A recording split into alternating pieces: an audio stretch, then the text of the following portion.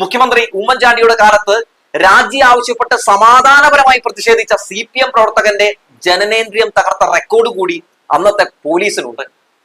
തിരുവനന്തപുരം സ്വദേശിയായിട്ടുള്ള ഒരു 32-കാരൻ ജയപ്രസാദ് രമേശ് ചെന്നിത്തല ആഭ്യന്തര വകുപ്പ് മന്ത്രിയായിരിക്കുന്ന സമയമാണ്. ആ സമയത്ത് അയാളെ കൊല്ലാക്കൊല ചെയ്യുന്നുണ്ട്. തുമ്പ പോലീസ് സ്റ്റേഷനിലെ ഗ്രേഡ് SI ആയിരുന്ന C വിജയദാസ് ആണ് അന്ന് അക്രമങ്ങൾക്ക് നേതൃത്വം നൽകിയത്. 2013 സെപ്റ്റംബർ 4-ന് ആ ചെറുപ്പക്കാരന് നേരിടേണ്ടി വന്നിട്ടുള്ള ക്രൂരമർദ്ദനം എല്ലാവരെയും ഞെട്ടിപ്പിക്കുന്നതാണ്.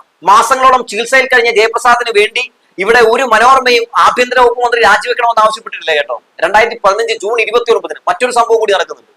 പൊതുസ്ഥലത്ത് മദ്യപിച്ചെന്ന് ആരോപിച്ച് മരങ്ങാട്ടുപള്ളി പാറക്കൽ PV സിബിയെ മരങ്ങാട്ടുപള്ളി പോലീസ് സ്റ്റേഷനിൽ ഇട്ട് തല്ലി കൊല്ലുന്നുണ്ട്. വിവസ്ത്രനാക്കി അടിവയറ്റിൽ തൊഴിച്ചപ്പോൾ നിലത്ത് വീണ സിബിക്ക് മേൽ പോലീസുകാർ താണ്ഡവമാടി. അവസാനായപ്പോൾ ജീപ്പിലേക്ക് എടുത്ത് എറിഞ്ഞു.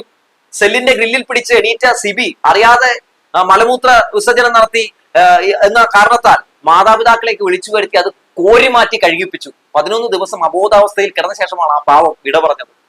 ഒരു മാധ്യമ ജഡ്ജിയുടെയും നാവ് അന്തിച്ചർച്ച നടത്താൻ അന്ന് ഉയർന്നില്ല.